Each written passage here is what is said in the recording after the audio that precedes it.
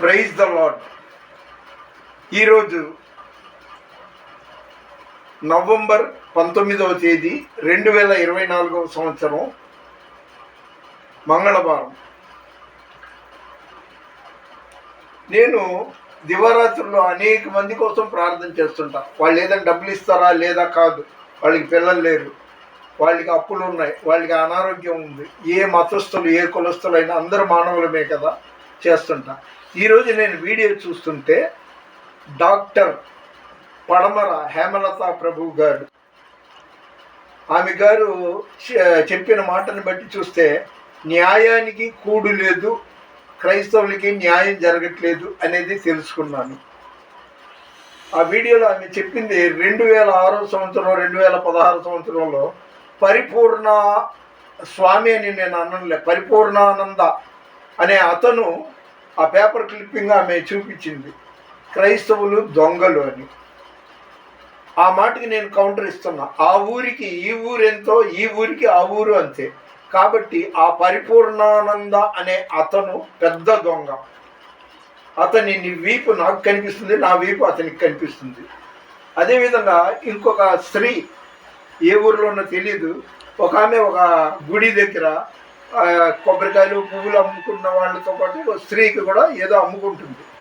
ఈలోపు గుళ్ళో నుండి వచ్చిన ఒక హైందవ సహోదరి, ఆమెకు మెదడు తక్కువ ఆలోచన ఎక్కువ అనుకుంటా.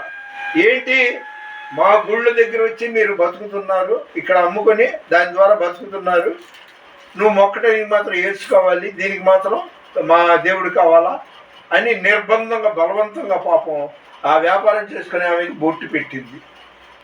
చెప్తున్నాను కదా, కడుపు మండి చెప్తున్నాను. ఆ పరిపూర్ణానంద పెద్ద దొంగ. అలాగే ఆ స్త్రీ, ఆమెకు మెదడు తక్కువ ఆలోచన ఎక్కువ. ఇలాంటి ఒక్క బిట్టు పాడించి ఆపేస్తాను, ఎందుకంటే నేను కూడా వేరే పని మీద ఉన్నాను.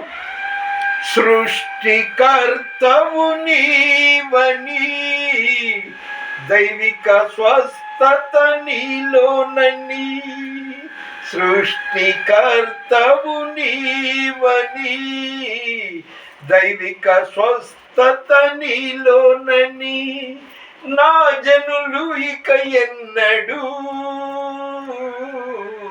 సిగ్గుపడరంటివే, నా జనులు ఇక ఎన్నడూ సిగ్గుపడరంటివే. కృప వెంబడి కృపను పొందుచు, కృపలు జయ గీతమే పాడుచు, కృపలు జయ గీతమే పాడుచు. దేవునికి ప్రియమైన వారలారా, క్రైస్తవుల గురించి, యేసు ప్రభు గురించి, బైబిల్ గురించి వ్యతిరేకంగా చెప్పే వాళ్ళందరికీ ఆయన పవర్ తెలీదు. ఆయన రోషం గల దేవుడు. నిర్గమకాండం 20వ అధ్యాయం చదువుకోండి. పైన ఆకాశం అందే కానీ, కింద భూమి అందే కానీ, భూమి కింద నీళ్ళ అందే కానీ దేని రూపం చేసుకోకూడదు. నేనే దేవుడు, నేను తప్ప మరొక దేవుడు నీకు ఉండకూడదు, నేను రోషం గల దేవుడు అని చెప్పాడు. జాగ్రత్త, మీరు క్రైస్తవుల్ని, యేసుక్రీస్తుని, బైబిల్ని నిందించమాకండి. మన వినికిడిలో దేవుడు కొన్ని మాటలు దీవించునుగాక. దేవుని పరిచర్యలో మీ రత్నం ఫ్రాన్సిస్. God bless you.